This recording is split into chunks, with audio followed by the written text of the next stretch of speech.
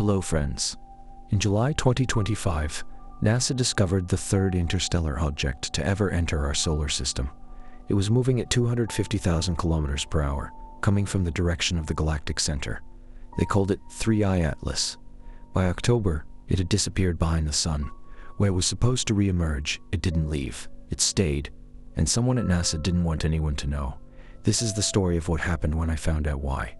Lights off, volume up, let's begin. My name is David Preston. I'm a data analyst at NASA's Jet Propulsion Laboratory in Pasadena, California. For the past 6 years, I've worked in the Deep Space Network Operations Division, monitoring signals from probes, satellites, and telescopes scattered across the solar system and beyond. Most nights, my job is routine. I review telemetry data, check orbital trajectories, flag anomalies for the senior team to investigate in the morning. It's quiet work, precise work, the kind of work where nothing exciting happens for months, and that's exactly how it's supposed to be. July 1st, 2025 was different. I was on the night shift, alone in the operations room, when the alert came through. It was 2:47 a.m.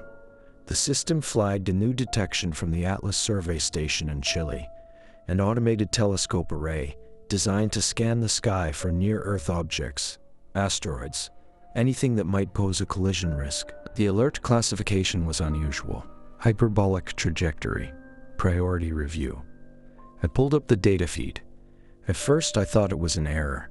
The object's velocity was listed at 60 kilometers per second relative to the Sun. Its orbital eccentricity, the measure of how elliptical or circular an orbit is, was 6.2.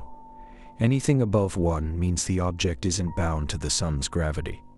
It's passing through. 6.2 meant this thing was moving fast. Too fast to be from our solar system. I ran the numbers again, double-checked the telescope's calibration logs, cross-referenced the detection with other observatories. Everything confirmed the same thing. This wasn't a mistake. We had just detected an interstellar object. The third one in history. The first was Oumuamua, discovered in 2017, a strange, elongated object that tumbled through our solar system and sparked years of debate about whether it was a comet, an asteroid, or something else entirely. The second was Borisov, in 2019, a more conventional interstellar comet with a visible tail, clearly natural, clearly just passing through. And now this, 3I Atlas, the third interstellar visitor. I immediately sent the data to Dr. Ellen Navarro, the senior orbital analyst on call. She responded within minutes. Confirmed trajectory, run full spectral analysis. I'm alerting the international team. By 4 a.m., the operations room wasn't empty anymore. Dr. Navarro arrived first, followed by 2 other analysts from the asteroid tracking division.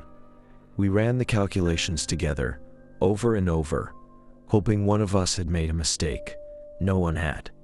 3I Atlas was real. It was coming from the direction of Sagittarius, the galactic center, traveling at a speed that suggested it had been moving through interstellar space for thousands, maybe millions of years. Its trajectory would bring it into the inner solar system by early October, reaching perihelion, the closest point to the Sun, sometime in mid-October. Then it would slingshot back out, never to return. Dr. Navarro leaned back in her chair, staring at the screen. "We need to get as much data as we can before it leaves," she said. "This might be the only chance we ever get to study something like this up close." I nodded, but something about the object's trajectory bothered me. I pulled up the orbital plot again, zooming in on the projected path. It was almost perfectly aligned with the ecliptic plane, the flat disk where most of the planets orbit. That wasn't impossible, but it was unlikely. Interstellar objects enter the solar system from random angles, influenced by the gravitational chaos of their journey through the galaxy. For this one to come in so aligned, so precise, felt wrong. I flagged it in my notes, but didn't say anything. Not yet. By sunrise, the news had spread through NASA's internal network. Within 24 hours, observatories around the world were repositioning their telescopes. Vera Rubin Observatory in Chile, Mount Abu in India, the European Southern Observatory. Even Hubble was scheduled for observation time. Everyone wanted a piece of 3i Atlas. Over the next 2 weeks, data poured in. Spectral analysis showed the object had a reddish hue, similar to Oumuamua. It was small, maybe 500 meters across, and appeared to have some kind of faint coma. A thin haze of gas or dust surrounded it. That was strange. Interstellar objects shouldn't outgas like comets. They've been frozen in the void of space for so long that any volatile materials, water ice, carbon dioxide, should have sublimated away millions of years ago. But 3i Atlas had a coma. Faint, barely detectable, but it was there. Dr. Navarro called it residual activity. I called it the first anomaly. By mid-July, the anomaly list had grown. Anomaly number 2, the object's rotation period was inconsistent. Most asteroids and comets tumble predictably as they spin. 3i Atlas didn't. Its brightness varied in ways that didn't match any known rotation model. Anomaly number 3, its albedo. The amount of light it reflected was unusually low. Even for a dark, carbon-rich object, it was absorbing more light than it should. Anomaly number 4, radar imaging from Arecibo's successor arrays produced nothing, no return signal. As if the object wasn't reflecting radio waves at all, I compiled the anomalies into a report and submitted it to Dr. Navarro. She read it in silence, her expression unreadable. Then she closed the file and looked at me. "Don't share this with anyone outside the core team," she said. "Why not?" "Because we don't want to start a panic over data we don't fully understand yet. Or because someone doesn't want us to understand it." I said before I could stop myself. Her eyes narrowed. "David, you're a good analyst. Don't turn into a conspiracy theorist." I nodded, but the unease didn't go away. That night, I went back through the detection logs, looking for anything I might have missed. I found something. The Atlas Survey telescope that first spotted 3i Atlas had flagged the object 6 hours before the official alert was sent. 6 hours. The detection had been held in a processing queue, waiting for manual review. That wasn't unusual. Automated systems flag thousands of objects every night, and most of them are nothing. But this one had been different. The system had classified it as priority review immediately. So why had it taken 6 hours for someone to send the alert? I pulled up the access logs.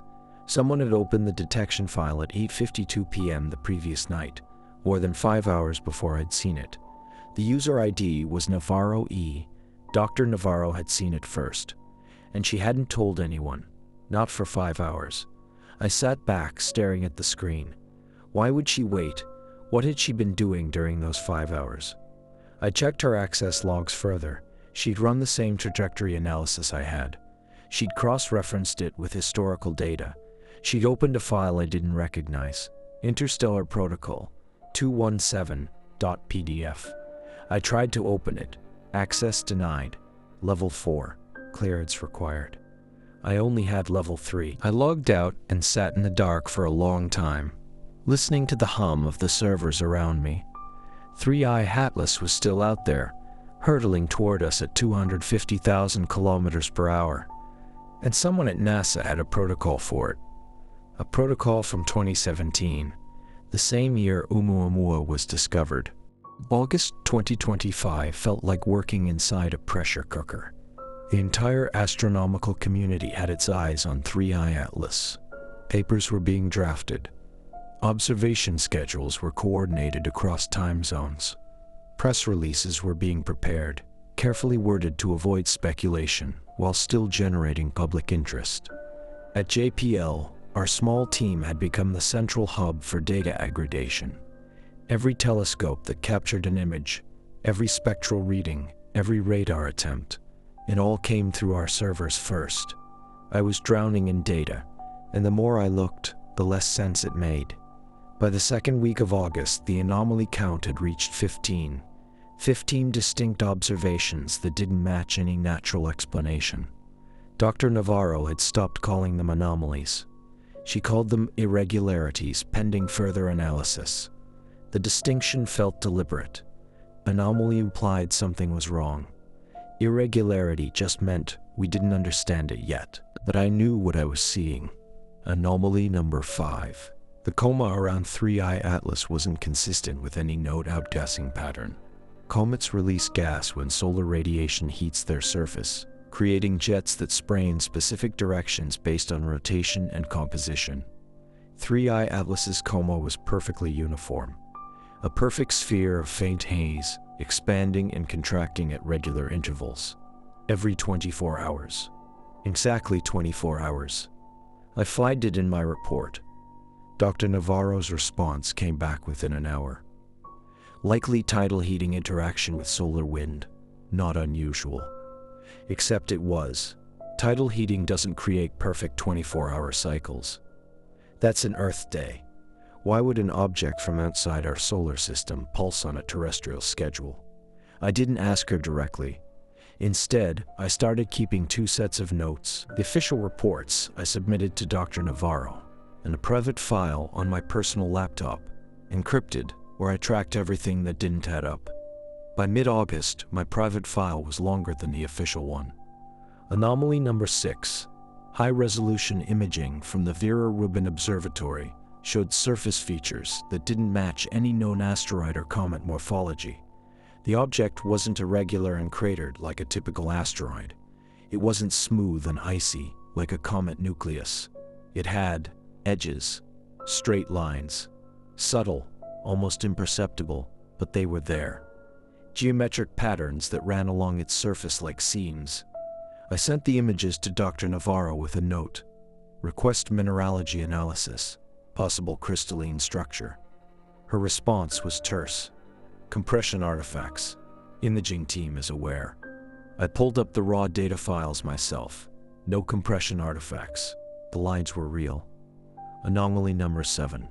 The object's temperature was wrong. Infrared imaging from the Spitzer Space Telescope showed 3I Atlas was colder than it should be. At its distance from the Sun, even a dark, non-reflective object should have absorbed enough solar radiation to register a baseline temperature. 3I Atlas was measuring several degrees below that baseline, as if it was actively rejecting heat, or radiating it away faster than it absorbed it. I wrote it up. Dr. Navarro classified it as instrument calibration error.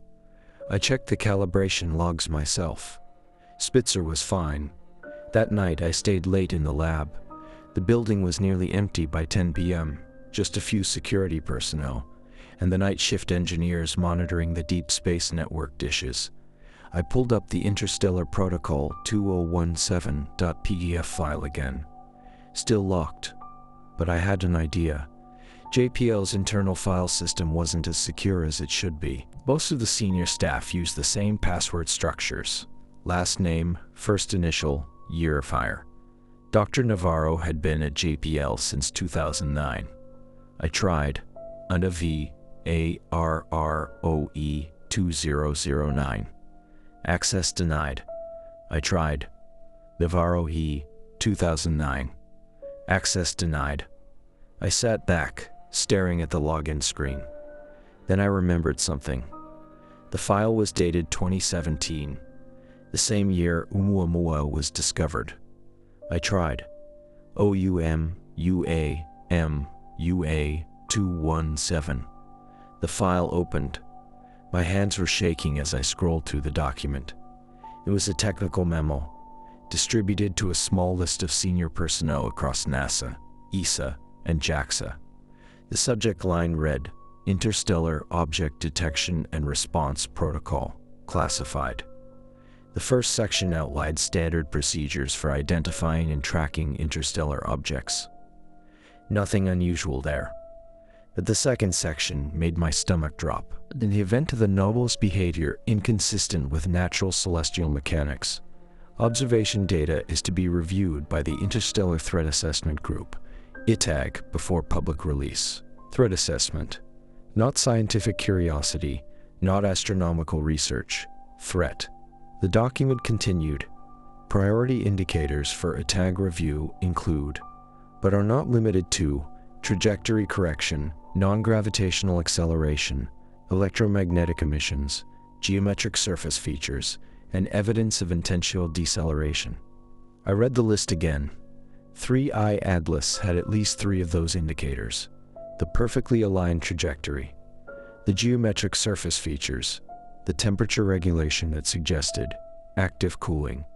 I scrolled to the end of the document. The final section was a contact list. 12 names. Dr. Ellen Navarro was one of them. So was someone named Dr. Marcus Levine, Office of Planetary Defense. I'd never heard of him. I opened a new browser tab and searched JPL's internal directory. No results from Marcus Levine. I tried NASA's broader employee database. Still nothing. The Office of Planetary Defense existed. It was a real division tasked with tracking near-Earth asteroids and coordinating deflection strategies. But Marcus Levine didn't appear in any public records. I closed the file and logged out. My mouth was dry. I sat in the dark for a long time, listening to the hum of the air conditioning. 3I Atlas wasn't just being studied, it was being monitored. By people I'd never heard of, in an office that didn't officially exist. I went home that night but didn't sleep. Instead, I pulled up every piece of data I had access to and started building a timeline. July 1st, detection. July 2nd, International Observation Campaign begins. July 15th, first anomalies flagged. July 22nd, Dr. Navarro reclassifies anomalies as irregularities. August 3rd, high-resolution imaging shows geometric features, immediately dismissed as artifacts. August 10th, temperature readings show active cooling, dismissed as calibration error. August 14th, coma pulsing in perfect 24-hour cycles, dismissed as tidal heating. Every single anomaly had been explained away, not investigated. Explained away. I opened my encrypted notes and added a new entry. They know. They've known since Oumuamua, and they're covering it up. The next morning, I went back to the lab early. Dr. Navarro was already there. She didn't look at me when I walked in. "David," she said, her voice flat. "We need to talk." My chest tightened. "About what?" She turned her screen toward me. It showed my access logs from the previous night. The timestamp when I'd opened the Interstellar Protocol 2017.pdf file. "You accessed a classified document," she said. "Without authorization. I was doing research. You were breaking protocol." I met her eyes. "Why didn't you tell me?" I said. "About ITAG. About the threat assessment." Her expression didn't change. "Because you don't have clearance." "For what?" "To know that we're being watched." Her jaw tightened. "Careful, David. They're covering it up," I said. "Every anomaly, every piece of data that doesn't fit, they're burying it. They're being cautious," she said. "There's a difference." "Is there?" She stood up, her chair scraping against the floor. "You're a good analyst," she said. "But you're out of your depth. Drop this. Focus on your assigned work, and do not access classified files again." She walked out without waiting for a response. I sat down at my workstation, my hands trembling. I opened my email. There was a new message, sent anonymously through an encrypted relay. The subject line was blank. The message contained a single sentence. "Stop looking. You're not the only one watching." I didn't stop looking. I couldn't. The anonymous email sat in my inbox like a splinter under my skin. "Stop looking. You're not the only one watching." Who sent it? Someone at JPL? Someone from HITAG? Or someone else entirely? I traced the relay server. It had bounced through nodes in Iceland, Singapore, and Brazil before reaching me. Professional-grade obfuscation. Not the kind of thing a colleague sends as a warning. This was something else. By late August, 3I Atlas had passed the orbit of Jupiter. It was accelerating as it fell deeper into the sun's gravity well, picking up speed as it approached the inner solar system. The observation schedule had been locked in for weeks. September would be critical, our last chance to gather high-resolution data before the object disappeared behind the sun in October. But the most important observation window was coming up fast. October 3rd, 2025. The Mars flyby. 3I Atlas would pass within 0.15 AU of Mars, close enough for the rovers on the surface to photograph it.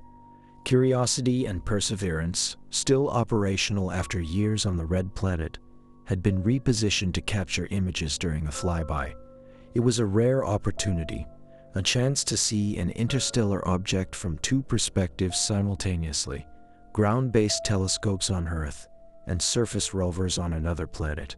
The geometry would let us triangulate its exact shape, size, and rotation with unprecedented accuracy.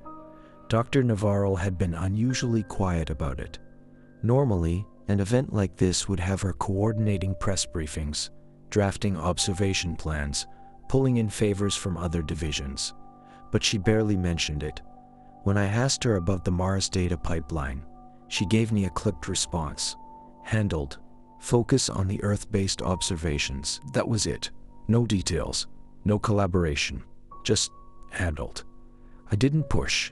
Instead, I reached out to an old colleague from my graduate school days, Dr. Yuki Tanaka, now working with JAXA's Mars exploration team. We'd kept in touch over the years, trading data on orbital mechanics and occasionally co-authoring papers. I sent her a casual message. Hey Yuki, you guys getting any Mars rover time for the 3I Atlas flyby?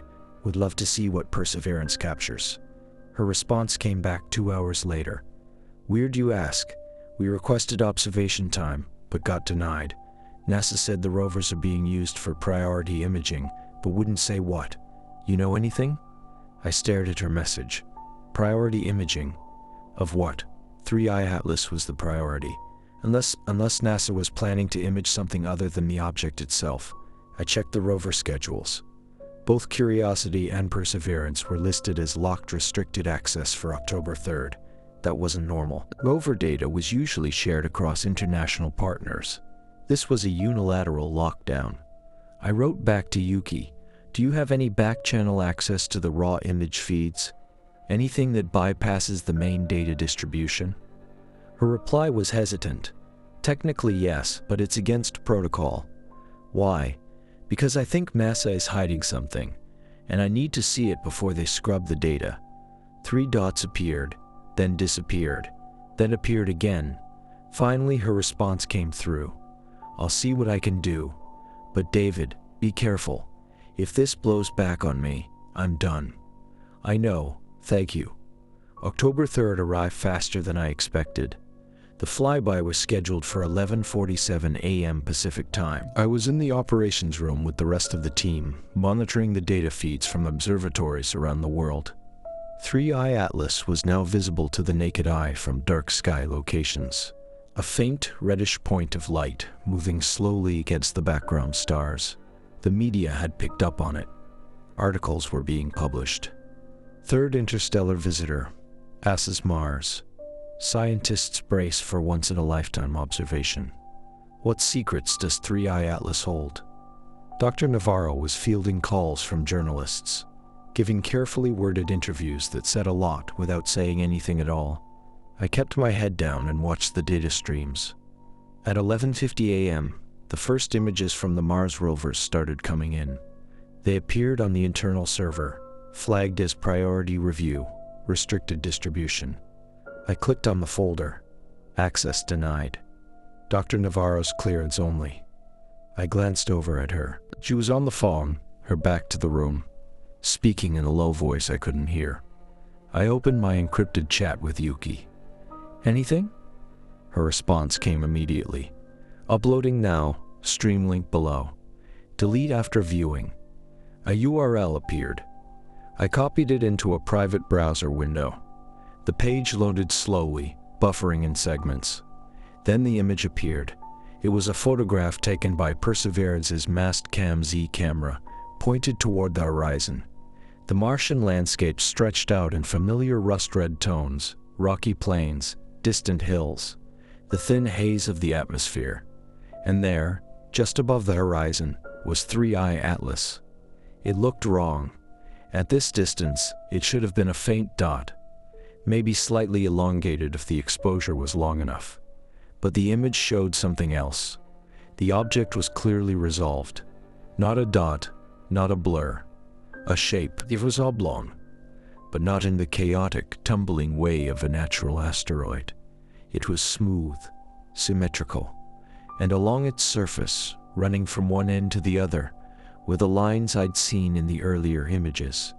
Except now, at higher resolution, they weren't just lines.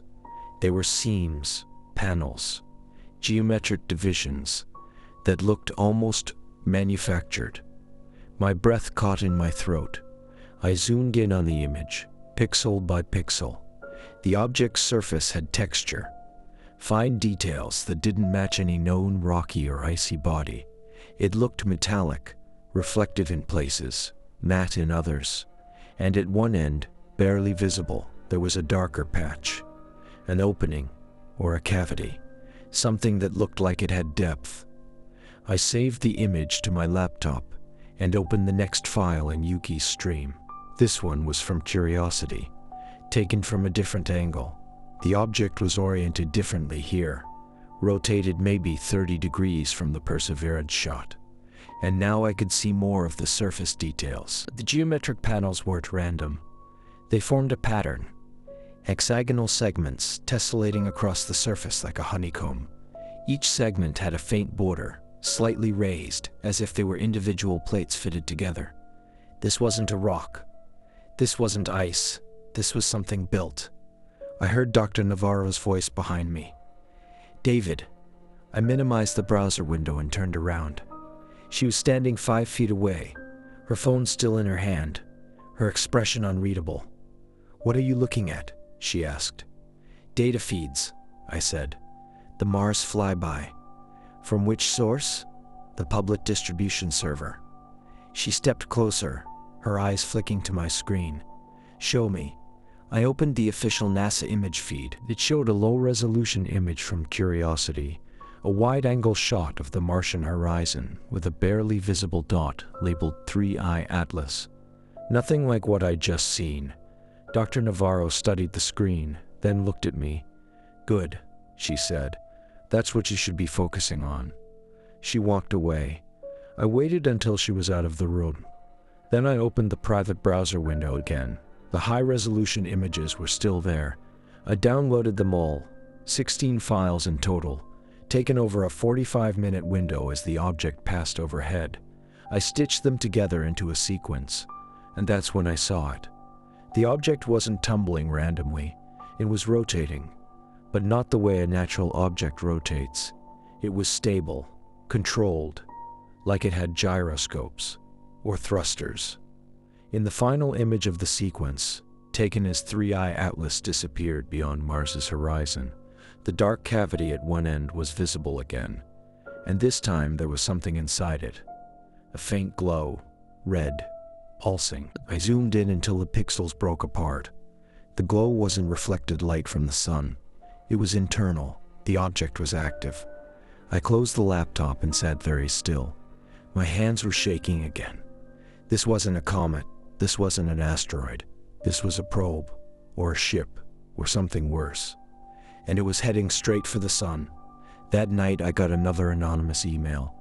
"You saw the images. Delete them. Tell no one. This is your last warning." I didn't delete them. I backed them up to 3 separate encrypted drives and hid one in my apartment, one in a safety deposit box, and one with a lawyer I trusted. If something happened to me, the images would go public, but I didn't know who I was protecting them from anymore. NASA, EPILOGUE, or whoever sent those emails. 2 days later, Dr. Navarro called me to her office. She closed the door behind me. "The Mars FLYBY data has been classified," she said. "Level 5, no public release." "Why?" "Image quality issues. The science team needs more time to process it." "That's not true." Her eyes hardened. "It's above your clearance, David." "What are we looking at?" I said. "What is that thing?" She didn't answer. "You've seen the images," I pressed. "The panels, the glow, that's not natural. You don't know what you're talking about." "Then explain it to me." She stood up, her chair scraping loudly against the floor. "You're off the 3I Atlas project," she said. "Effective immediately. Reassignment orders will be in your inbox by end of day." "You can't." "I can, and I am. This conversation is over." I walked out of her office, my pulse hammering in my ears. By the time I got back to my desk, the reassignment email was already waiting. Effective October 6th, 2025, you are reassigned to the Europa Clipper Telemetry Division. Report to Building 264 Monday morning. Europa Clipper, a mission that wouldn't launch for another year. A dead-end assignment where I'd be processing simulated data and running test protocols. They were burying me. I opened my encrypted notes and added a final entry for the Mars FLYBY section. They saw what I saw, and they're covering it up. 3i Atlas is not natural, and in 3 weeks it's going to disappear behind the sun. Whatever it's planning to do, it's going to do it there. I didn't report to Building 264. I called in sick on Monday, then Tuesday. By Wednesday, HR sent me an email asking for a doctor's note. I didn't respond. I wasn't sick. I was obsessed. October 2025 became a blur of sleepless nights and caffeine-fueled data analysis. I'd been removed from the official 3i Atlas observation team, but I still had access to the public data streams. And more importantly, I still had contacts. Yuki at JAXA, a radio astronomer in Australia I'd collaborated with years ago, a graduate student at Caltech who owed me a favor. I built my own observation network. Unofficial, uncoordinated, but it worked. Every night, I tracked 3i Atlas as it fell deeper into the inner solar system. By mid-October, it was less than 50 million kilometers from the sun, still visible from Earth-based telescopes, but getting harder to observe as its angular separation from the sun decreased. The problem with observing objects near the sun is simple. You can't point a telescope directly at it without frying your instruments. There's a narrow window each day, just after sunset or just before sunrise, when the object is visible above the horizon, but the sun is still below it. That window was closing fast. October 15th was the last day most observatories could safely image 3i Atlas.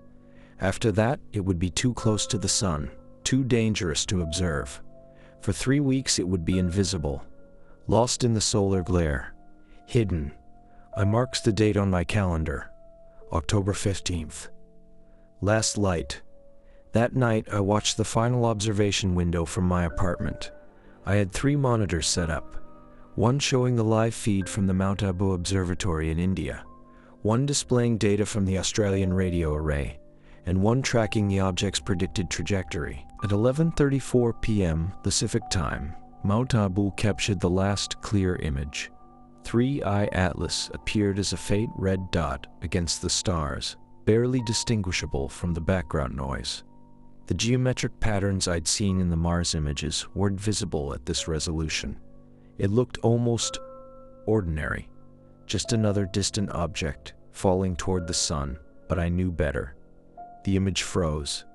The feed cut out. The status bar at the bottom of the screen updated. Object below observation threshold. Resuming observations November 6th. 3 weeks, 22 days, 3i Atlas would reach perihelion, the closest point to the sun, on October 28th. Exactly in the middle of the blackout. I opened my notes and typed, "What happens during the gap? What does it do when no one is watching?" The next morning, I tried a different approach. If I couldn't see 3i Atlas directly, maybe I could still track it indirectly. NASA's Parker Solar Probe was designed to study the sun's corona, flying closer to our star than any spacecraft in history. Its orbit brought it within 6 million kilometers of the sun's surface every few months. I pulled up Parker's mission schedule, and my stomach dropped. Parker's solar probe was scheduled for a close approach on October 27th, one day before 3i Atlas reached perihelion. The 2 objects would be in the same region of space, less than 10 million kilometers apart. That wasn't a coincidence. Parker's trajectory had been planned years in advance, locked in by orbital mechanics and gravitational assists. But 3i Atlas had arrived at exactly the right time, exactly the right place. I opened Parker's telemetry page. The data feeds were public. NASA streamed them live as part of the mission's outreach program. Temperature readings, magnetic field measurements, solar wind particle counts. Everything the probe saw, the world could see. Except, I scrolled down to the observation schedule. October 27th was marked as Solar Occultation Event, Reduced Telemetry. Reduced telemetry, not full blackout, but limited data transmission. Why? I dug deeper into the mission notes. The official explanation was technical. During close solar approaches, Parker's heat shield blocked most of its instruments to protect them from the sun's radiation. Only essential systems remained active. That made sense. Except Parker had made dozens of close approaches before, and the data had never been reduced this much. I clicked on the detailed telemetry schedule. Imaging systems, offline spectrometers, offline magnetometer, reduced plasma instruments, reduced radio communications, minimum everything that could observe something other than the sun was being turned off. I sat back, staring at the screen. They weren't reducing telemetry to protect the instruments. They were reducing it so no one would see what Parker saw. I needed to find someone on the Parker team, someone who would talk. I spent 2 days searching through academic papers, conference proceedings, and LinkedIn profiles. Finally, I found a name. Dr. Chloe Winters, a plasma physicist at Johns Hopkins Applied Physics Lab, the facility that operated Parker. We'd been at the same conference in 2022. I didn't know her well, but we'd had coffee once, talked about data visualization techniques. It was a long shot. I sent her an encrypted email. Chloe, this is David Preston from JPL. I need to ask you something off the record. Can we talk? She responded 6 hours later. Secure line only. Call me at this number after 10 p.m. She included a phone number with a Maryland area code. That night, I used a burner app to call her. She picked up on the second ring. David? Her voice was tense. Yeah, thanks for taking this. What do you want? I need to know about Parker's telemetry on October 27th. Why is everything being reduced? Silence. Chloe? I can't talk about this. Can't or won't. Both. Her voice dropped to a whisper. You shouldn't be asking these questions. Is it because of 3i Atlas? Another silence. Then quietly, how do you know about that? I worked on the 3i Atlas observation team before I was reassigned. I saw the Mars flyby images. I know what it looks like. Then you know why we can't talk about this. Chloe, please, I need to understand what's happening. She exhaled slowly. Parker is going to observe it, she said finally. On the 27th. During the close approach. That's all I can say. Observe it how? Every instrument is offline. Every instrument. Which ones? The whisper cameras. Whisper. The wide field imager for solar probe. Parker's primary imaging system, designed to photograph the sun's corona. But Whisper is listed as offline, I said. Officially, yes. Unofficially. It's going to capture everything. But the data won't be released through normal channels. Where will it go? I don't know. Somewhere above my clearance. ITAG. She hesitated. I've heard the name, and I don't know what it means. Interstellar Threat Assessment Group. It's a classified division that monitors objects like 3i Atlas. Jesus, she whispered. David, you need to stop digging into this. Why? What are they hiding? I don't know, but people have been pulled off projects for asking fewer questions than you're asking. And I have a family. I can't. I understand. I won't mention your name. Thank you. One more thing, I said. The data Parker captures, does it get stored locally on the probe or transmitted in real time? Both. Real-time transmission during the approach, then full data dump when it's out of occultation. When's the data dump? October 29th. Around 3 p.m. UTC, 2 days after the close approach, 2 days after 3i Atlas reached perihelion. Thanks, Chloe. I owe you. Don't thank me, just be careful." She hung up. I sat in the dark, the phone still in my hand. October 29th. That was when the truth would come out. If I could get access to the data before EPILOGUE scrubbed it. The next week crawled by. I stopped checking my work email. Stopped answering calls from HR. I was probably going to be fired. Maybe worse, but I didn't care anymore. October 27th arrived. Parker Solar Probe made its close approach to the sun at 2:17 a.m. Pacific time. I stayed up, watching the public telemetry feed. It showed nothing, just temperature readings and solar wind data. No images, no mentions of 3i Atlas. At 2:18 a.m. the feed paused. A message appeared, spacecraft entering reduced telemetry mode. Full data transmission resumes October 29th. I stared at the screen until my eyes burned. Somewhere out there, less than 10 million kilometers from the sun, Parker was photographing something. Something NASA didn't want anyone to see. 2 days later, on October 29th at 3 p.m. UTC, I was sitting at my laptop waiting. The Parker data dump was scheduled for 3:14 p.m. I had everything ready. A VPN connection, an anonymous server relay, a script I'd written to scrape the data the moment it hit NASA's internal servers. I wasn't supposed to have access anymore, but I'd made a copy of my credentials before they deactivated my account. A little insurance. At 3:14 p.m. exactly, the data started flowing. Hundreds of files, telemetry logs, instrument readings, and buried in the middle of the dump, Whisper image sequence 202.51027.zip, 2.3 gigabytes. I started the download. It would take 8 minutes. I watched the progress bar inch forward. 5%, 10%. At 15%, my laptop screen flickered. The download stopped. A new window appeared. Black background, white text. Access violation detected. User credentials revoked. Data retrieval terminated. My heart sank. I tried to restart the download. Access denied. I tried the backup server. Access denied. They'd caught me. I slammed the laptop shut and paced the room, my mind racing. I'd gotten 23% of the files. Maybe that was enough. I opened the partial download folder. 14 image files, low resolution, compressed but intact. I opened the first one.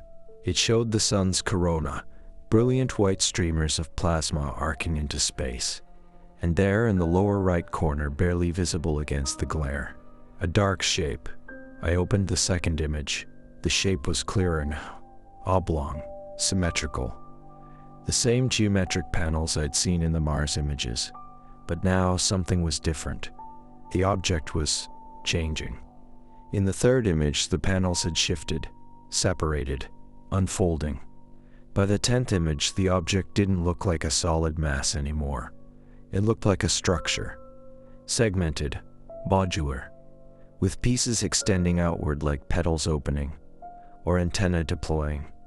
The final image in the sequence showed the structure fully extended, and at its center, where the dark cavity had been, there was light. Not the red glow I'd seen before. Something brighter, whiter, pulsing. I zoomed in until the pixels blurred. The light had structure, patterns. It looked almost like code, or a signal. I saved the images and shut down my laptop. My hands were shaking. 3i Atlas wasn't just a probe. It was transmitting. And whatever it was sending, it was happening right now, in the one place no one could see it. November 6th, 2025. The day 3i Atlas was supposed to reappear. I hadn't slept in 3 days. My apartment looked like a crime scene from a conspiracy thriller. Printouts taped to the walls, timelines scrolled on whiteboards, laptop screens glowing in the dark. I'd stopped answering the door, stopped checking my phone. The only thing that mattered was the data. The partial Parker images I'd managed to download showed something impossible. 3i Atlas had transformed during its passage behind the sun, from a solid, compact object into something modular, something that had opened up and transmitted. But transmitted what? And to where? I'd spent 2 days trying to decode the light patterns in the final image. The pulses weren't random.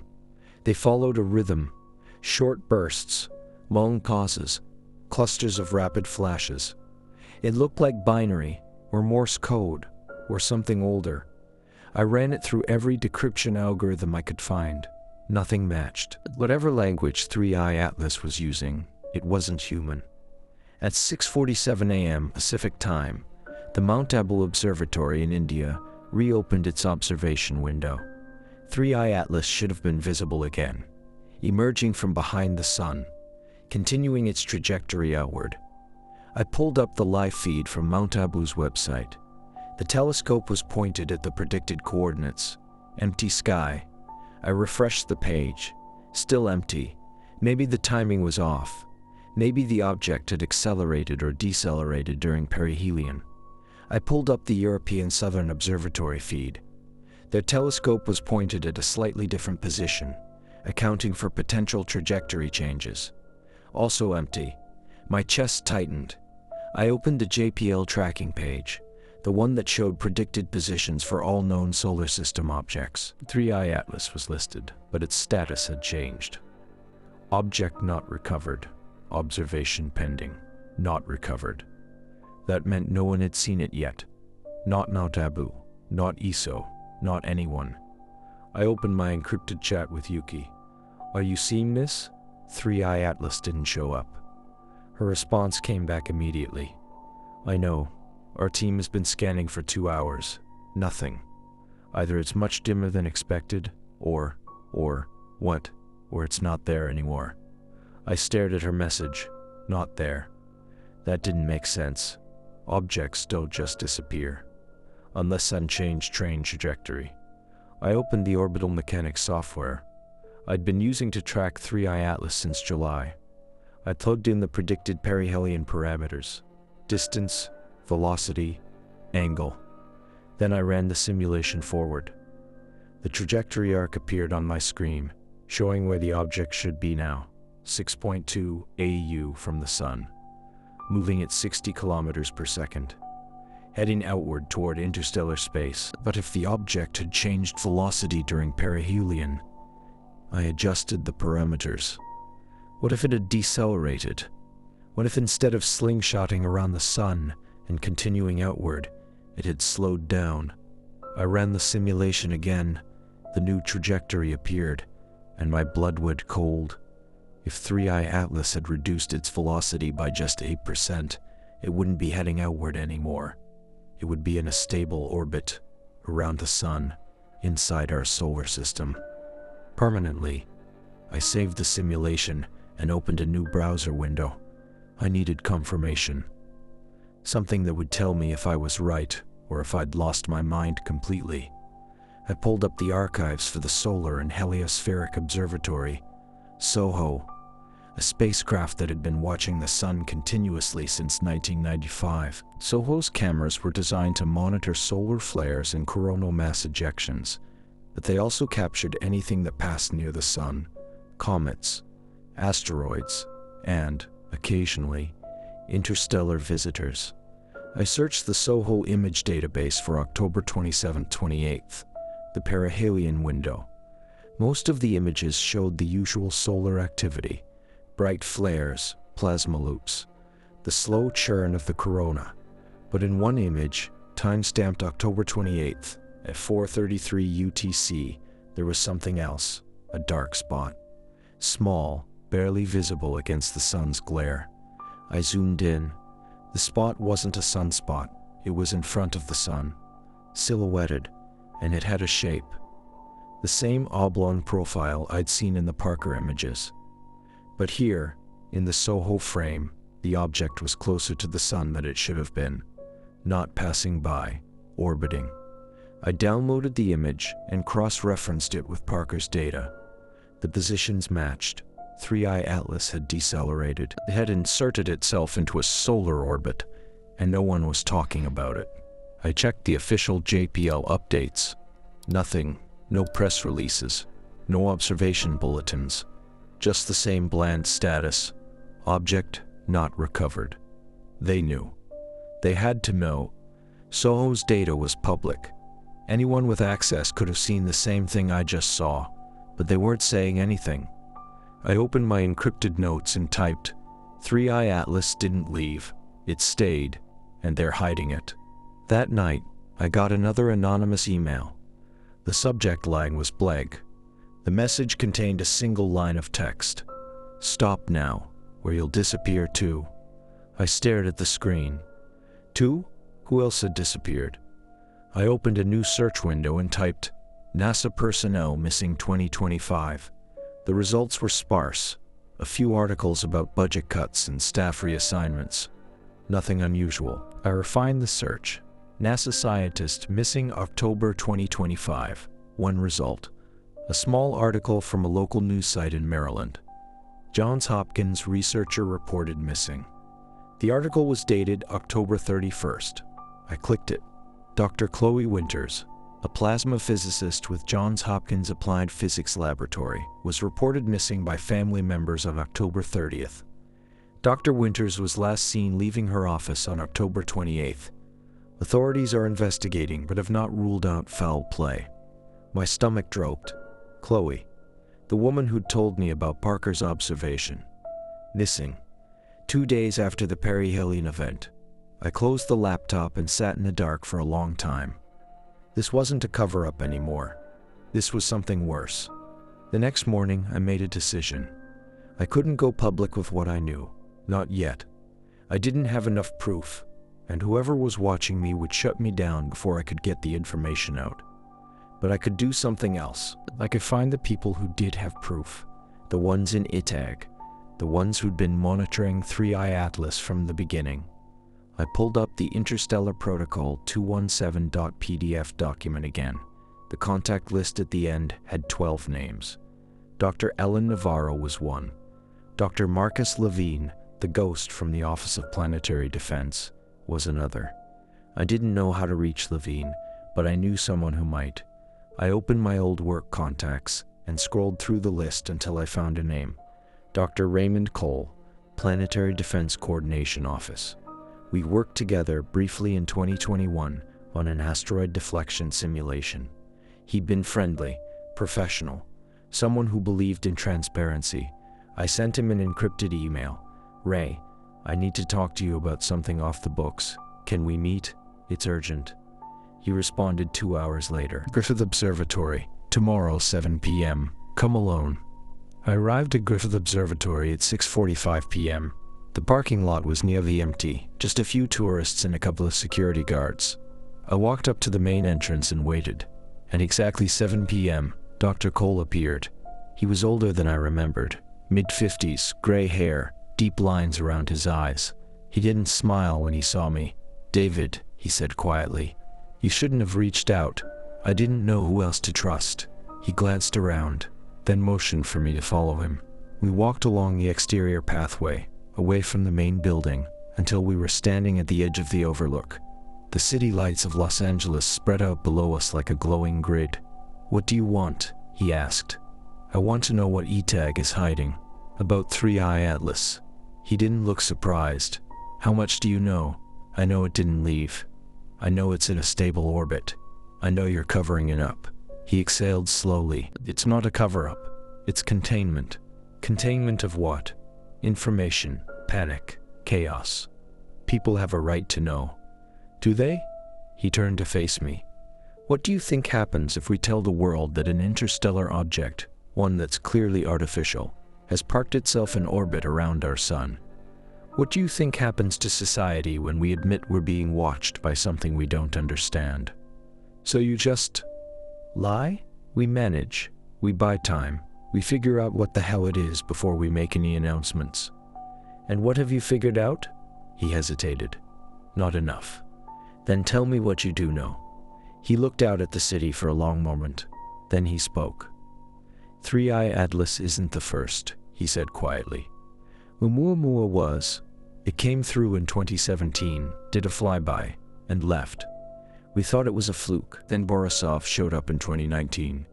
Same trajectory, same hyperbolic orbit, same behavior. What behavior? Both objects altered their trajectories slightly during perihelion. Not enough to be obvious, but enough that we noticed.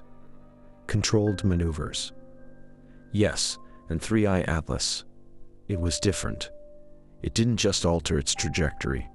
It stopped. Why? We don't know, but we think it's been observing us. All three of them, mapping us, studying us. For what? He met my eyes. That's the question, isn't it? What did Parker see? I can't. Chloe Winters is missing. She told me Parker was going to observe 3i Atlas during a close approach. 2 days later, she disappeared. What did Parker see? His face went pale. I didn't know about Chloe. Well, now you do, so tell me, what's on those images? He looked around again, making sure we were alone. Then he leaned in close. The object deployed something, he whispered. During perihelion, Parker captured the whole sequence. Panels opened, structures extended, and then it transmitted. Transmitted what? We don't know. The signal was directed away from us, toward the galactic center. It was calling home, maybe, or confirming something. We don't know, and now it's staying, in our system, watching us. He nodded slowly. How long until the next one arrives? I asked. His expression darkened. We've detected 4 more objects, all on intercept trajectories, ETA between 2027 and 2031. 4 more. Jesus, what are you going to do? We're monitoring, preparing, trying to figure out if they're hostile or just curious. And if they're hostile, he didn't answer. I stepped back, my mind reeling. People need to know, I said. If you go public with this, you'll be silenced, discredited, or worse. Someone has to. Not you, David. You don't have the protection. You don't have the clearance. You'll just disappear, like Chloe. I looked out at the city, millions of people going about their lives, unaware that something was watching them from the sky. What do you want me to do? I asked. Go home. Forget about this. Live your life. I can't. He sighed. Then be careful. Very careful. He turned and walked away, disappearing back into the observatory. I stood at the overlook for a long time, staring up at the stars. Somewhere out there, 3i Atlas was circling the sun, silent, watching, waiting. I didn't go home. Not right away. Instead, I drove to a 24-hour diner in Burbank and sat in a corner booth with my laptop. The conversation with Dr. Cole kept replaying in my head. The signal was directed away from us, toward the galactic center. If 3i Atlas had transmitted during perihelion, while it was hidden behind the sun, while no one could see it, then that transmission was the key to everything. What was it saying, and who was listening? I opened the partial Parker images I'd downloaded. The final frame showed the deployed structure with that bright, pulsing light at its center. I zoomed in on the light pattern again. The pulses were irregular but rhythmic. Short, short, long. Long, short, short, short. Pod, short, long. I'd tried shorting it before with no success, but maybe I'd been looking at it wrong. What if it wasn't language? What if it was coordinates? I opened a star mapping program and pulled up the view of the galactic center. The region was dense, millions of stars packed into a relatively small area, dominated by Sagittarius A, the supermassive black hole at the galaxy's core. If 3i Atlas came from that direction, and if it was transmitting back toward it, then maybe the signal contained navigation data, a confirmation, a status report, mission complete. I took a screenshot of the light pattern and overlaid it onto the star map. Then I started mapping the pulses to coordinates. Short pulse equals 1 degree. Long pulse equals 5 degrees. Pause equals new coordinate set. It was crude, but it was a start. After 20 minutes of trial and error, a pattern emerged. The coordinates pointed to a region about 120 light-years from Earth, not in the galactic center. Closer, much closer. I pulled up the catalog of known stars in that region. Most were red dwarfs, small, dim, ancient stars that made up the majority of the galaxy's stellar population. But one stood out. FLYBY 876, a red dwarf system, 15 light-years from Earth, known to have at least 4 planets, and it was almost directly in line with the trajectory 3I Atlas had taken when it entered our solar system. I stared at the screen. If 3I Atlas had come from FLYBY 876, if it had traveled for thousands of years to reach us, then the signal wasn't just a status report. It was a beacon, telling something back home. We found them. I closed the laptop and sat very still.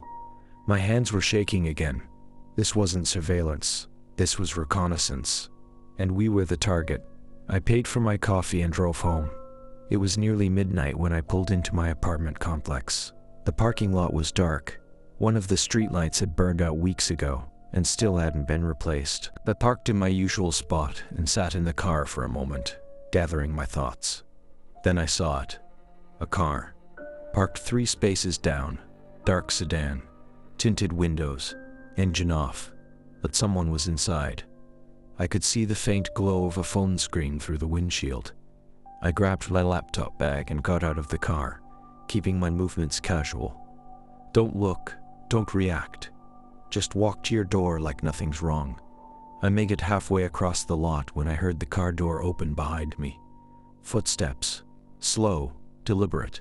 I kept walking. Dr. Preston. I stopped. The voice was male, calm, professional. I turned around. The man was in his 40s, wearing a dark suit and a coat, despite the mild California weather. He had the kind of face you'd forget 10 seconds after seeing it. Average height, average build, no distinguishing features. "Who are you?" I asked. "Someone who wants to help you." "I don't need help. You do. You just don't know it yet." He stepped closer, his hands visible, non-threatening. "You've been asking a lot of questions," he continued. "About 3I Atlas, about EPILOGUE, about things that are above your clearance. And people are starting to notice. Let them notice. Dr. Winters noticed too, and now she's gone." My chest tightened.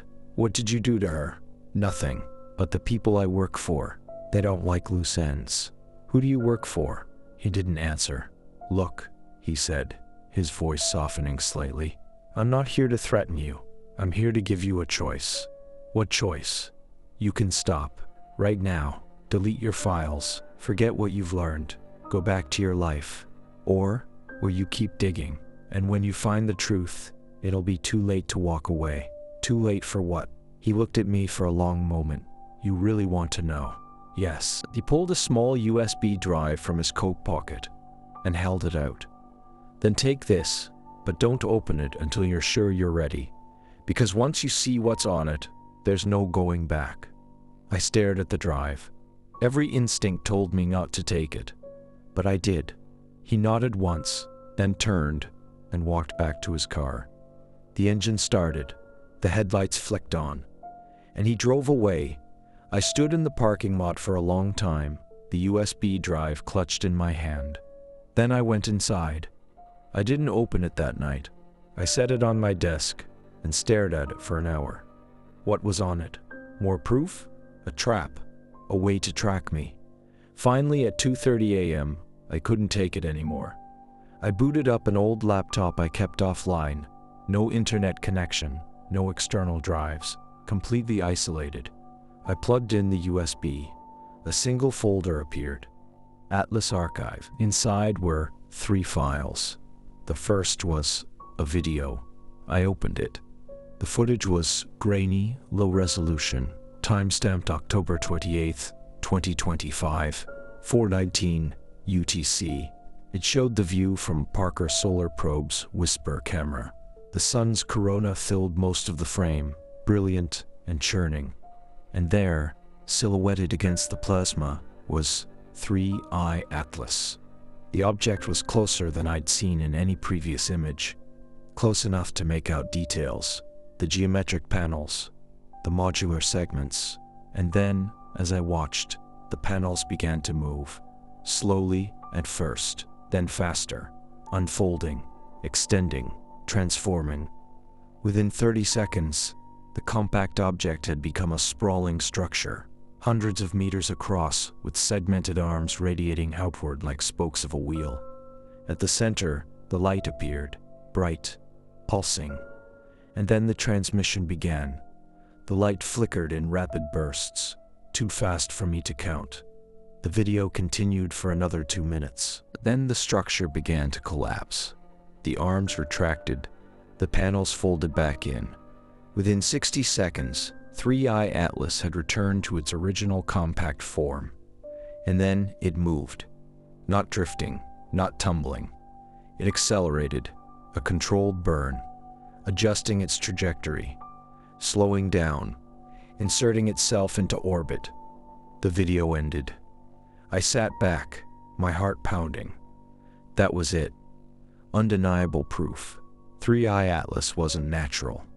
It was a machine, and it had just completed its mission. I opened the second file.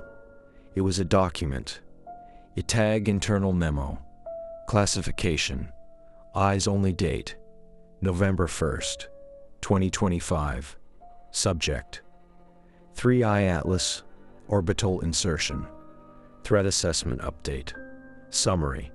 As of October 28th, 2025, Object 3i Atlas has successfully entered a stable heliocentric orbit at 0.87 AU. Parker's Solar Probe imaging confirms deployment of modular transmission array during perihelion passage. Signal analysis indicates directional transmission towards Sagittarius region. Duration 147 seconds. Key findings. Object demonstrates controlled propulsion capability. Transmission structure inconsistent with natural phenomena.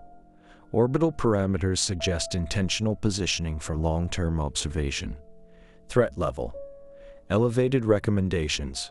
Maintain observation blackout for public-facing platforms. Coordinate with international partners on monitoring protocols. Prepare contingency plans for additional object arrivals.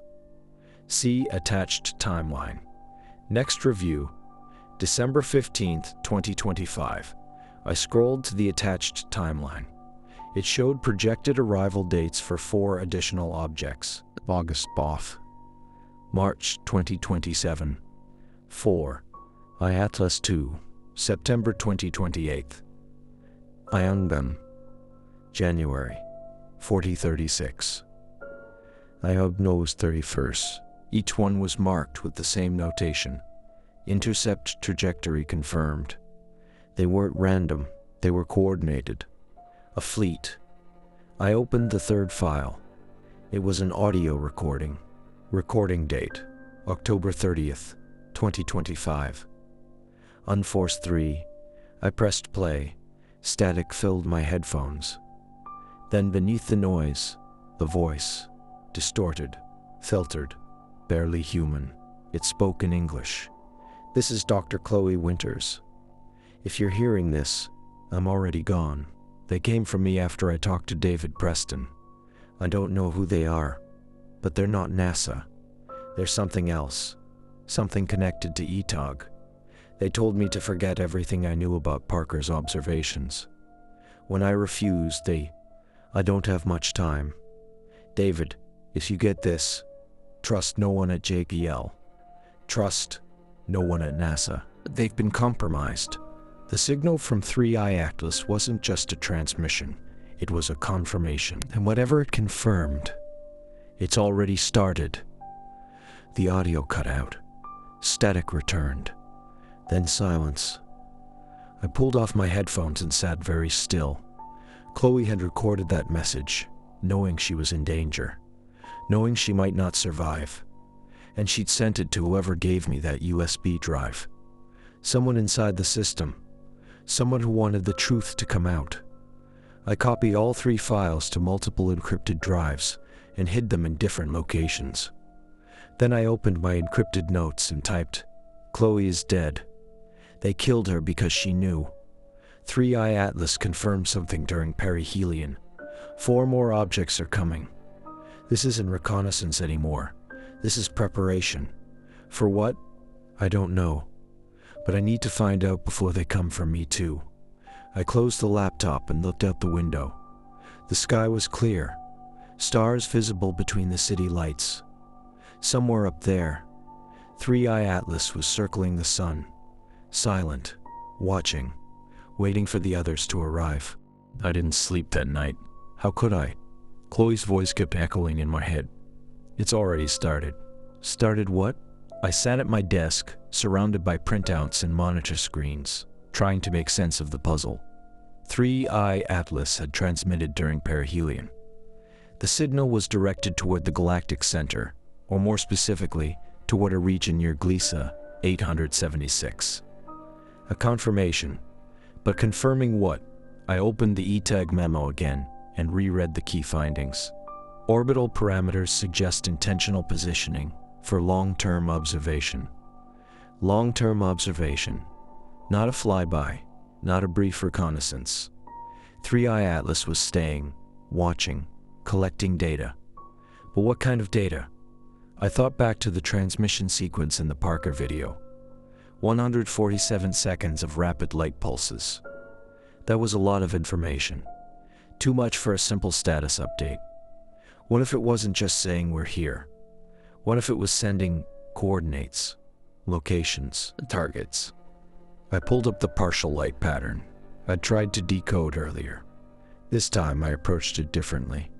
Instead of treating each pulse as a single data point, I grouped them into clusters. 8 pulses, pause. 12 pulses, pause. 3 pulses, pause. The pattern repeated with variations throughout the 147-second sequence. I stared at the screen. 8, 12, 3. Those weren't random numbers. They were latitude and longitude. Coordinate pairs. I grabbed a pen and started converting the pulse clusters into decimal degrees. The first sequence. 3, 8, 1, 2, 3, 3, 8 degrees. 12 minutes. 3 seconds. But that was only half a coordinate. I needed the second value. The next cluster in the sequence. 7, 7, 7, 3. 9, 7, 7 degrees. 3 minutes. 9 seconds. I plugged the full coordinate into a mapping program. 38 degrees. 37 degrees. 3 feet 9 inches. My stomach dropped. That was Washington, D.C. Specifically, the Pentagon. I kept decoding. The second coordinate pair. 37 degrees, 24 feet 5 inches, 122 degrees, 4 feet 58 inches. Mountain View, California. NASA Ames Research Center. Third pair. 28 degrees, 31 feet 27 inches. 80 degrees 39 feet 3 inches, Kennedy Space Center, Florida. Fourth pair. 51 degrees, 30 feet 26 inches, 0 degrees, even feet 39 inches, Greenwich, England. Royal Observatory. The pattern continued. Military installations, space agencies, research laboratories, government facilities, and scattered among them, residential addresses. I cross-referenced the residential coordinates with public databases. Most led to scientists, astrophysicists, aerospace engineers, people who worked in space, research, or planetary defense. One of the coordinates was in Pasadena. I zoomed in on the map. My apartment building, my blood went cold. 3i Atlas hadn't just been observing Earth as a whole. It had been mapping us, specifically, identifying critical infrastructure, identifying key personnel, identifying threats. I pulled up the list of coordinates I'd decoded so far. There were 43, but the full transmission had lasted 147 seconds. If each coordinate pair took roughly 3 seconds to transmit, that meant there were at least 40 more I hadn't decoded yet. Hundreds of locations, all logged, all transmitted back to whoever sent 3i Atlas. I saved the coordinate list and opened a new document. I needed to understand the pattern. Why these locations? Why these people? I started cross-referencing the names associated with the residential addresses. Most were academics or government employees, but a few stood out. Dr. Ellen Navarro, JBL, Pasadena. Dr. Raymond Cole, Planetary Defense Office, Washington, D.C. Dr. Yuki Tamaka, JAXA, Tokyo. And at the bottom of the list, Dr. Chloe Winters, Johns Hopkins, Akio, Maryland. She'd been on the list, and now she was dead. I leaned back in my chair, my mind racing. 3i Atlas had mapped everyone involved in tracking interstellar objects. Everyone who knew about Oumuamua.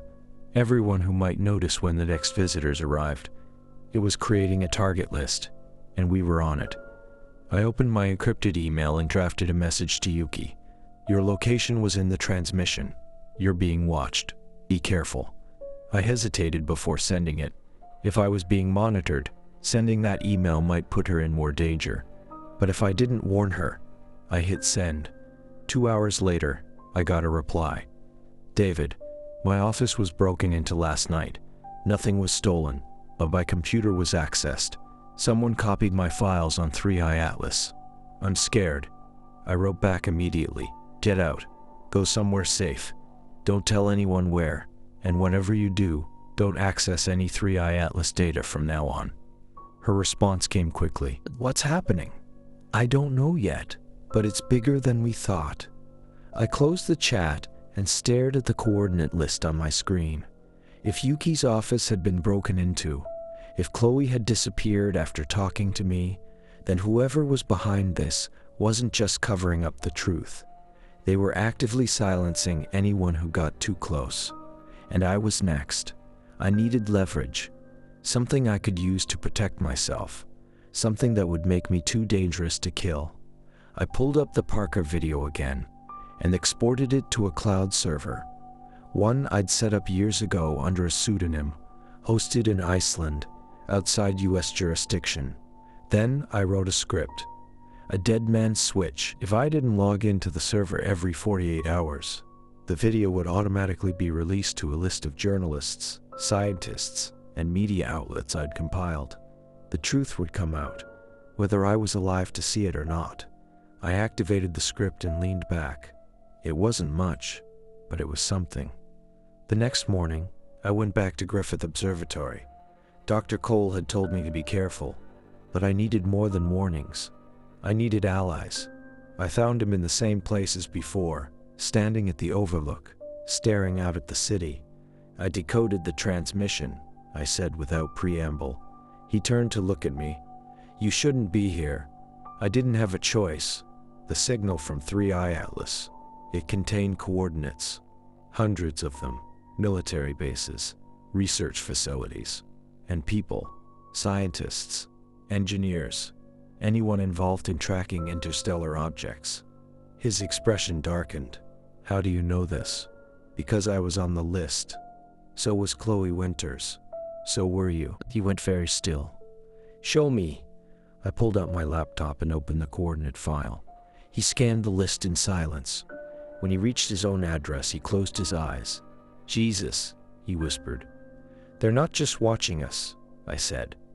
They're cataloging us, building a database of who we are and where we are. Why? I don't know. But when the next objects arrive, they'll already know who to target, who to neutralize. He looked at me. What do you want from me?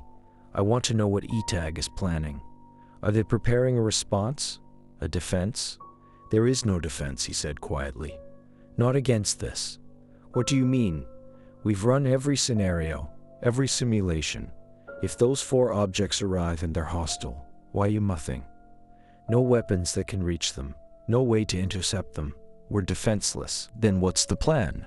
Survival. Underground bunkers. Continuity of government. Preserving as much of humanity as possible. You're talking about the end of the world. I'm talking about the end of the world as we know it. I stared at him. When were you going to tell people? We weren't. Not until we had to. Because the moment we do, society collapses. Riots, panic, wars over resources. We destroy ourselves before they even arrived. So you just let it happen. We don't have a choice. I closed the laptop. There's always a choice. What are you going to do? I'm going to tell the truth. His face went pale. David, don't. They'll kill you. They're going to kill me anyway. At least this way, people will know. And what good does that do? You think the truth will save us? No, but people deserve to know what's coming. He grabbed my arm. Listen to me. I've seen what they do to whistleblowers. You'll be discredited, labeled a conspiracy theorist. Your evidence will be dismissed as fabricated, and then you'll disappear. Just like Chloe. Then help me, go on record, confirm what I'm saying.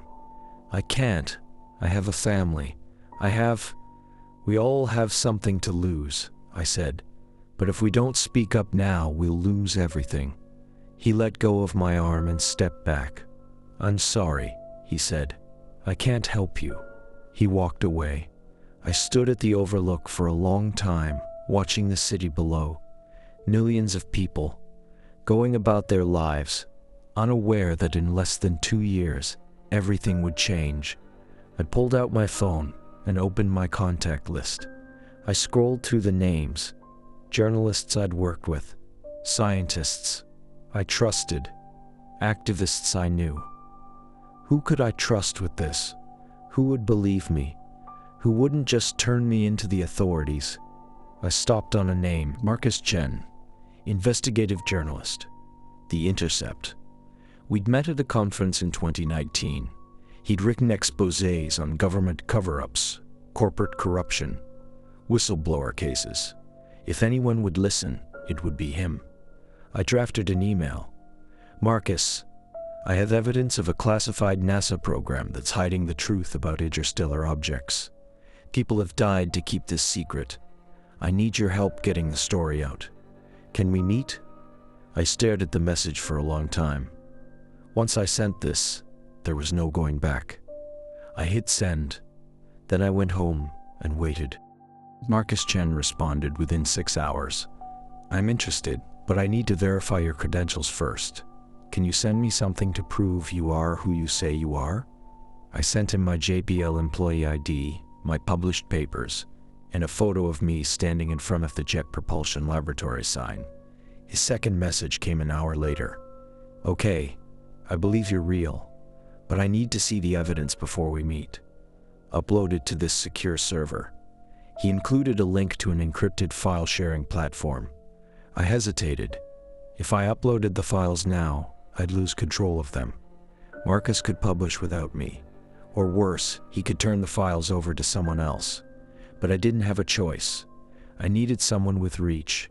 Someone who could get the story out before ETAG shut it down.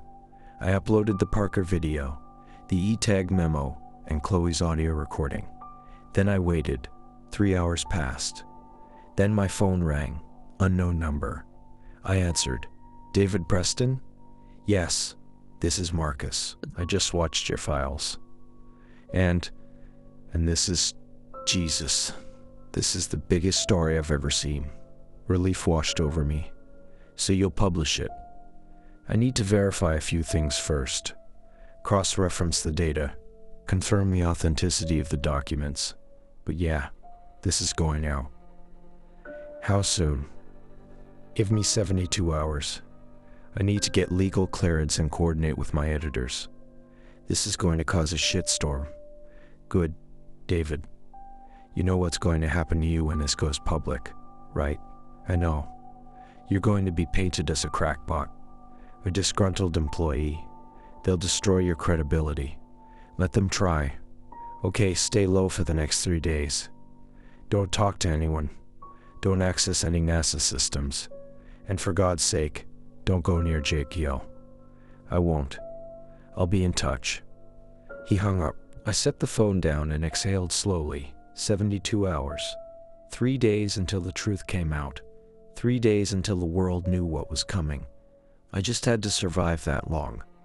That night, I couldn't stay in my apartment. It felt too exposed, too vulnerable.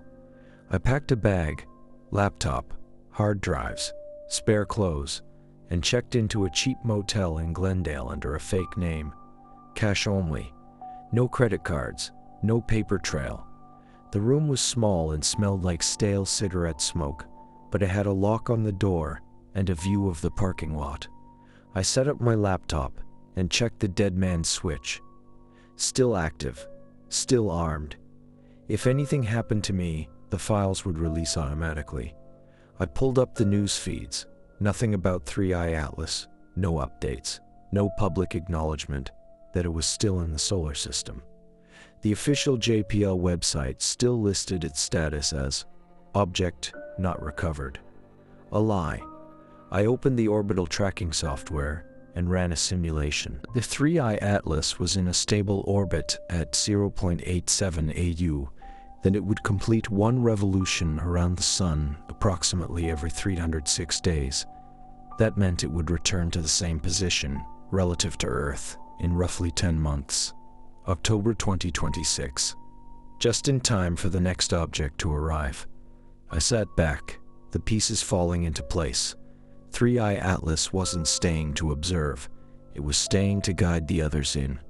A beacon, a waypoint, the first piece of an invasion infrastructure. I grabbed my notebook and started sketching a timeline. Oumuamua arrives, performs flyby, alters trajectory slightly. Lees, first reconnaissance, 2019. Borisov arrives, performs flyby, confirms presence of technological civilization, leaves, confirmation. 2025. 3i Atlas arrives, deploys transmission array, sends detailed mapping data, enters stable orbit. Preparation 202-720-31. 4 more objects arrive. Phase 2, but phase 2 of what? Invasion? Colonization? Extermination? I didn't know. But whatever it was, humanity had less than 2 years to prepare, and no one in power was doing anything about it. The next morning, I woke to the sound of sirens. I pulled back the motel curtain and looked outside. 3 police cars, parked at the far end of the lot. Officers talking to the motel manager. My chest tightened. Were they looking for me? I grabbed my bag and moved toward the door. But before I could leave, my phone buzzed. A text from an unknown number. Don't run. They're not there for you. Stay calm. M. Marcus. How did he know where I was? I texted back. How are you tracking me? I'm not, but they are. Your phone. Ditch it. Buy a burner. I'll contact you through the secure server. I stared at the phone in my hand. Of course, they'd been tracking me the whole time. Every call, every text, every location. I powered off the phone, pulled out the SIM card and smashed it with the heel of my shoe. Then I left the motel through the back exit and walked 3 blocks to a convenience store. I bought a burner phone with cash and activated it. Then I logged into the secure server Marcus had set up. There was a new message waiting. Change of plans. My editors are getting cold feet. They want more corroboration before they publish. Do you have anyone else who can go on record? I stared at the message. No. Dr. Cole had refused. Yuki was too scared. Chloe was dead. I was alone. I typed back. What if I don't have anyone else? His response came quickly. Then the story dies. I'm sorry, David, but I can't publish this with just your word. I need a second source. My hands clenched into fists. I'd risked everything for this, and now it was falling apart. I closed the laptop and sat on a bench outside the store, my head in my hands. Who else knew the truth? Who else had access? And then it hit me. Dr. Marcus Levine, the ghost from the Office of Planetary Defense, the man whose name appeared on the ETAG memo but didn't exist in any public database. If I could find him, if I could get him to talk. I opened the laptop again and pulled up the ETAG document. Levine's contact information was listed at the bottom. An email address, m.levine@planetarydefense.nasa.gov. I drafted a message. Dr. Levine, my name is David Preston. I used to work at JPL. I know about 3i Atlas. I know about the coordinates. I know about the 4 incoming objects. And I know people are dying to keep this secret. I need to talk to you. Please. I hit send. Then I waited. 1 hour, 2 hours, nothing. I was about to give up when the laptop chimed. New message, but it wasn't from Levine, it was from the secure server. Marcus had uploaded a new file. I opened it. It was a video, time-stamped December 15th, 2025. The footage showed a conference room, a long table, 12 people seated around it. At the head of the table was a man in his 60s, gray hair, sharp eyes, military posture. The nameplate in front of him read, Dr. Marcus Levine, Director, EPILOGUE. So he was real. The video had no audio, but subtitles appeared at the bottom of the screen. The window is closing. 4. I arrives in 16 months. We need to finalize the containment protocol. Unknown speaker. What about the public? When do we disclose? We don't. Not until it's too late for them to do anything about it. Unknown speaking, that's unethical.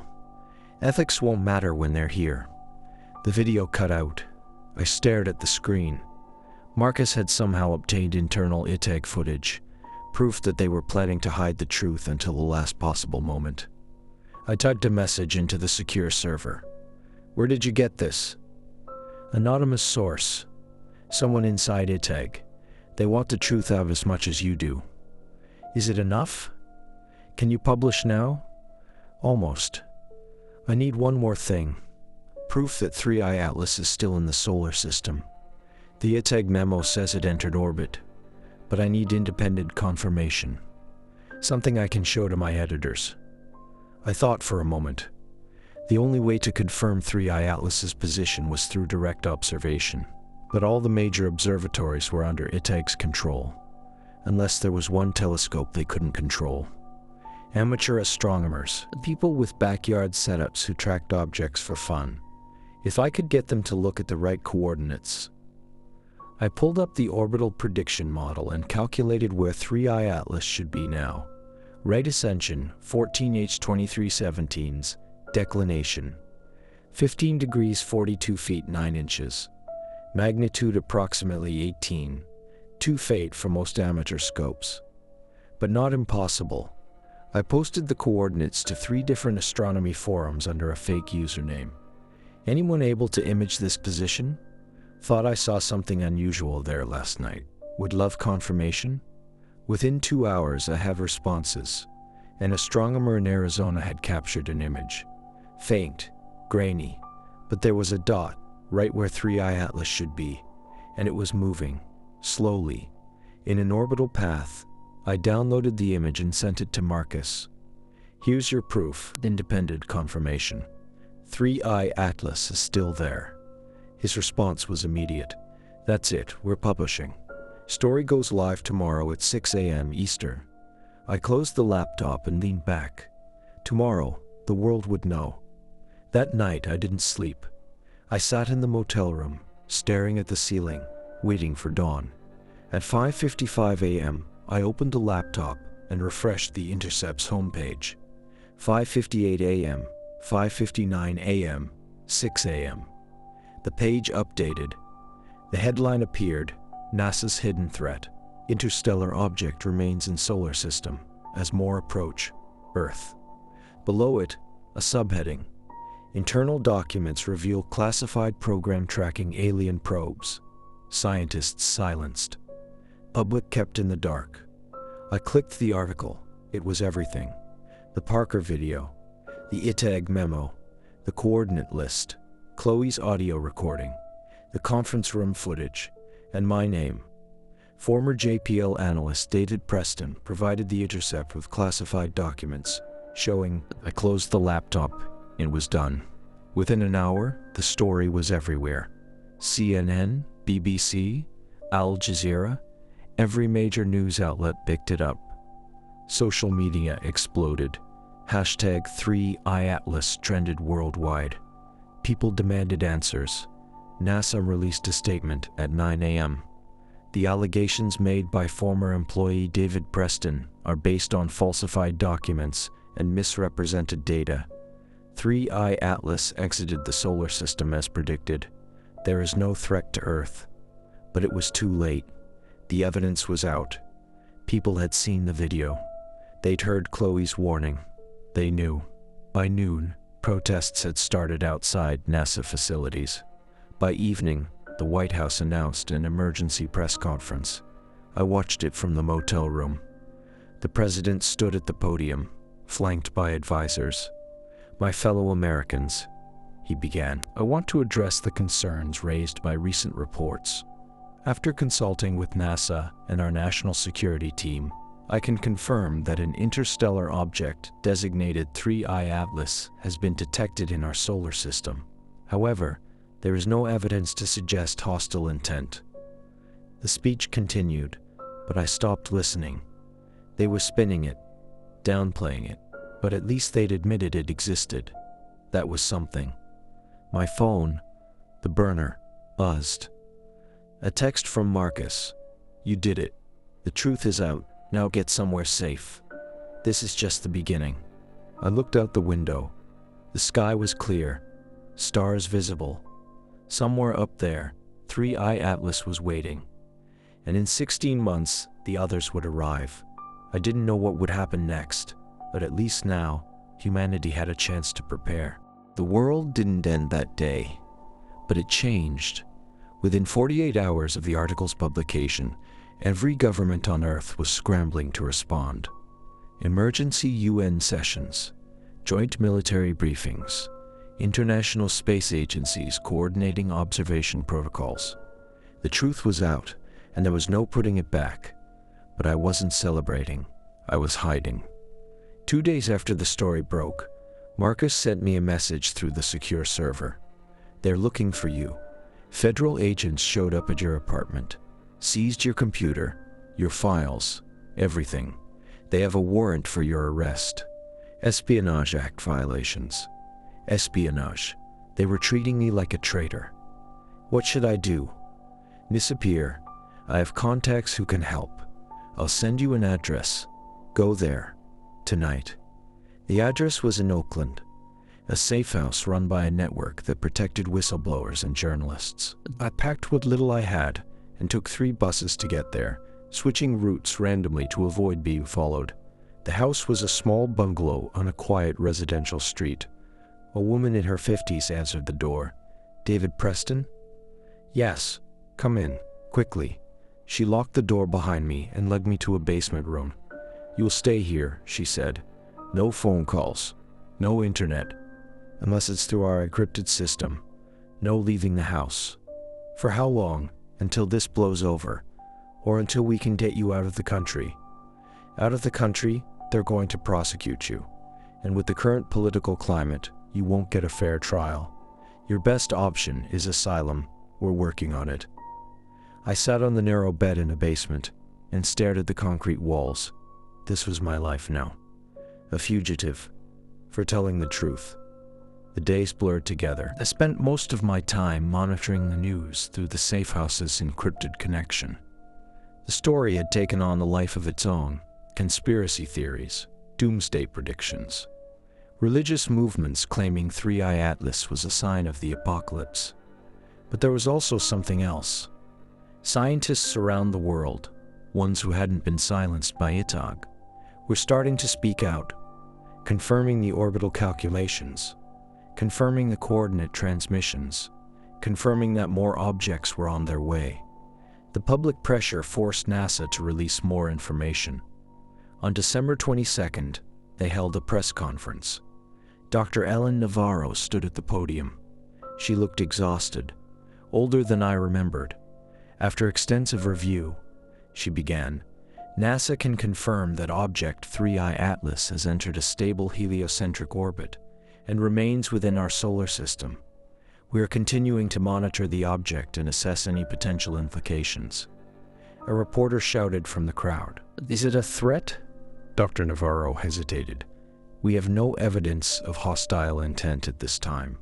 What about the 4 incoming objects mentioned in the leaked documents?" Her jaw tightened. "We are tracking multiple objects of interest. Details will be shared as they become available." "When will they arrive?" "The earliest projected arrival is March 2027.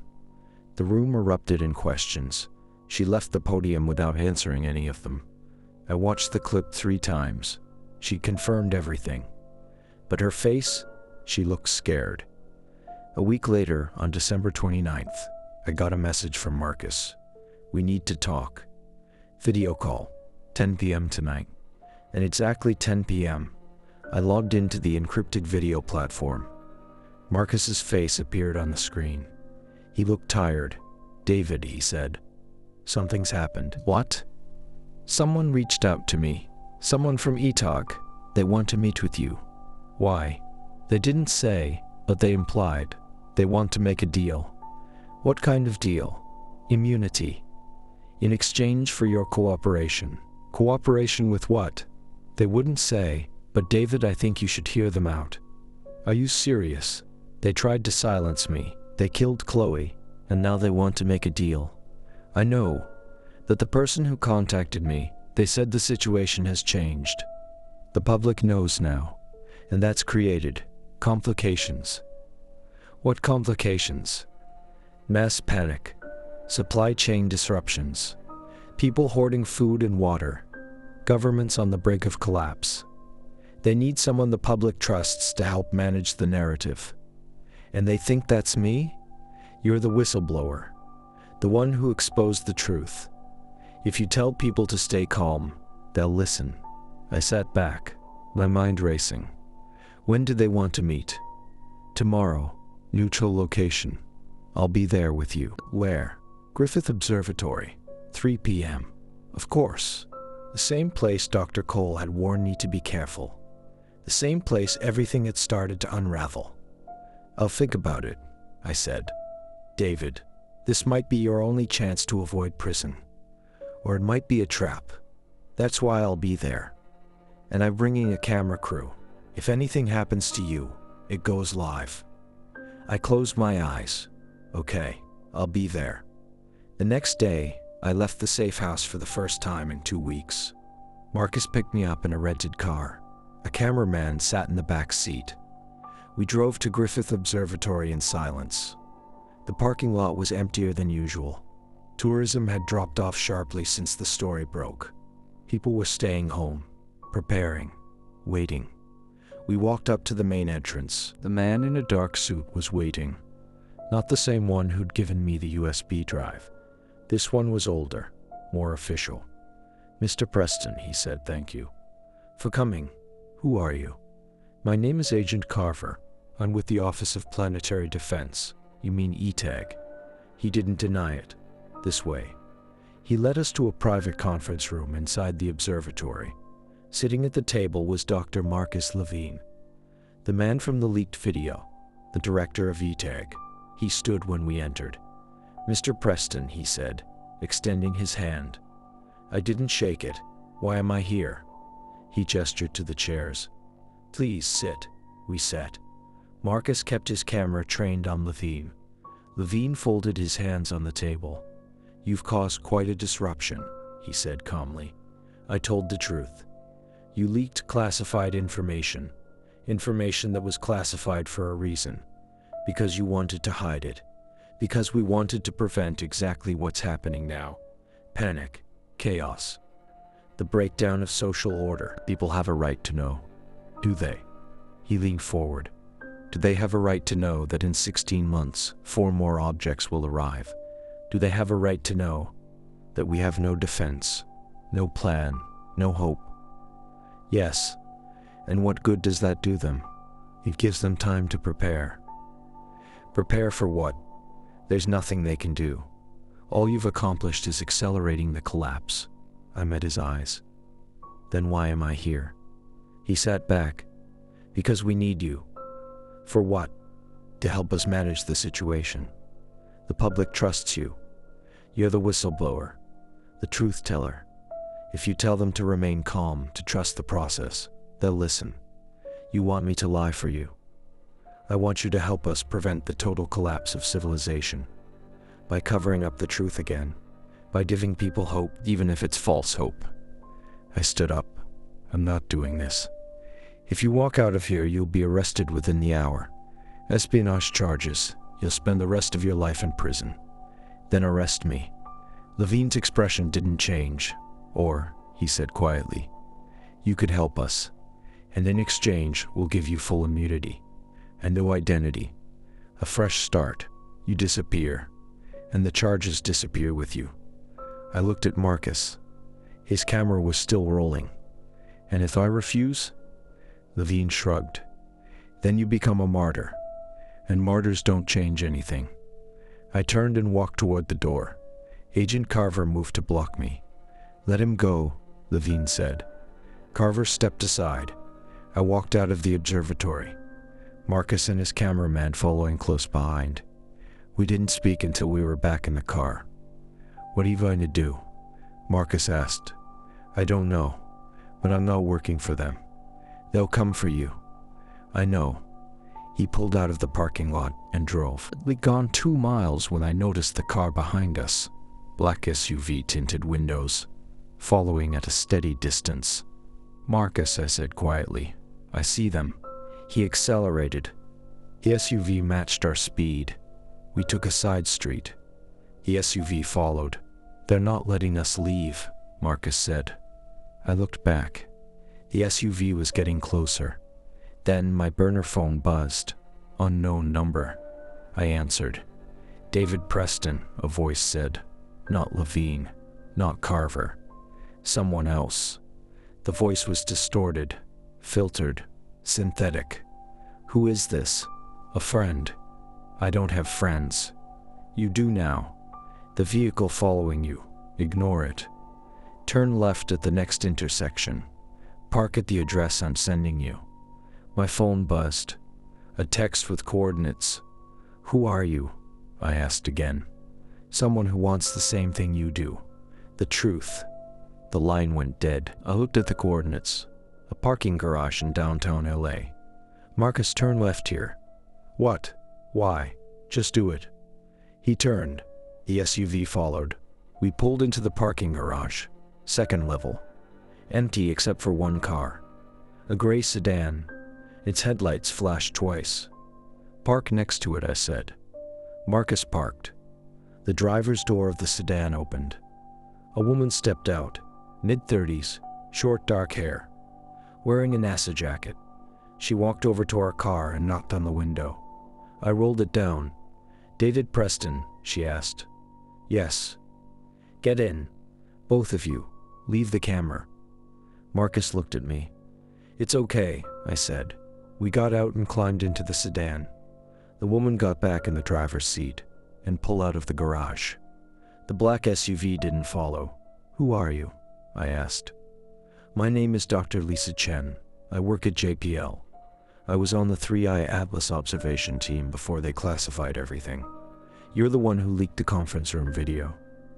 She glanced at me in the rearview mirror. Yes. Why? Because I have a daughter, and I'm not going to let her grow up in a world where the people in power lie about existential threats. She drove for another 10 minutes, then pulled into an underground parking structure beneath an office building. We took an elevator to the 15th floor. The doors opened into a small office suite. Inside were 4 other people, scientists, engineers, all from NASA or affiliated agencies. One of them stepped forward. Dr. Raymond Cole. David, he said. I'm sorry I couldn't help you before, but things have changed. What is this? A resistance? People inside the system who believe the public deserves the truth. How many of you are there? 47. Across NASA, ESA, JAXA, and Roscosmos. I looked around the room. What do you want from me? Dr. Chen spoke. We want you to keep talking. Keep telling the truth, because you're right. People deserve to know, and we're going to help you. How? She pulled up a laptop and turned the screen toward me. It showed a live feed, a telescope view, and in the center of the frame, 3i Atlas. We've been monitoring it, she said. And 3 days ago, something changed. She played a video. The object was rotating slowly, and then, as I watched, the panels began to separate again, just like during perihelion. But this time, they didn't deploy a transmission array. They opened completely, revealing what was inside. A hollow core, and something was moving within it. Something dark, something alive. The video ended. I looked up at her. What is that? We don't know, but it's active, and it's growing. Growing? She nodded. Every day the mass increases, slowly, but steadily. We think it's building something. Building what? A structure, or a habitat, or, she hesitated, or a weapon. The room fell silent. When do the others arrive? I asked. 4. Atlas 2 will reach Earth orbit in March 2027, 15 months from now. And when it gets here, it'll join 3I, and whatever they're building, it'll be complete. I sat down. My legs felt weak. What do we do? Dr. Cole stepped forward. We finish what you started. We make sure the world knows everything. Every detail, every observation, so that when the time comes, humanity is ready. Ready for what? He met my eyes. For the end, or for the beginning. We won't know until they arrive. I looked around the room, at the faces of these scientists, people who'd risked everything to stand with me. Okay, I said, let's get to work. Over the next 3 months, we became a shadow network, leaking data, publishing observations, coordinating with independent researchers around the world. The governments couldn't stop us. The truth was too big now, too distributed. By March 2026, the entire planet knew. 3I Atlas was still there, building, waiting, and the others were coming.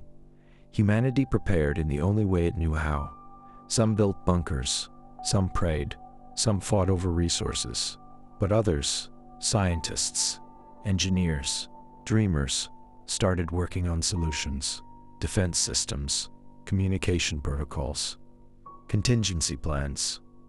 It wasn't much, but it was something. And on the night of March 15, 2027, when 4I Atlas 2 entered the solar system, the world was watching. Together for the first time in history, humanity wasn't looking away. We were looking up. And whatever came next, we would face it with our eyes open. I'm writing this from an undisclosed location. The charges against me were dropped after the international community intervened. I'm free, for now. 3I Atlas and 4I Atlas 2 remain in orbit. The structure they're building grows larger every day. We still don't know what it is. We still don't know what they want. But we're not hiding anymore. We're not pretending. We're facing the truth. And maybe, just maybe, that will be enough. This is David Preston. And this is what happened when we discovered we're not alone.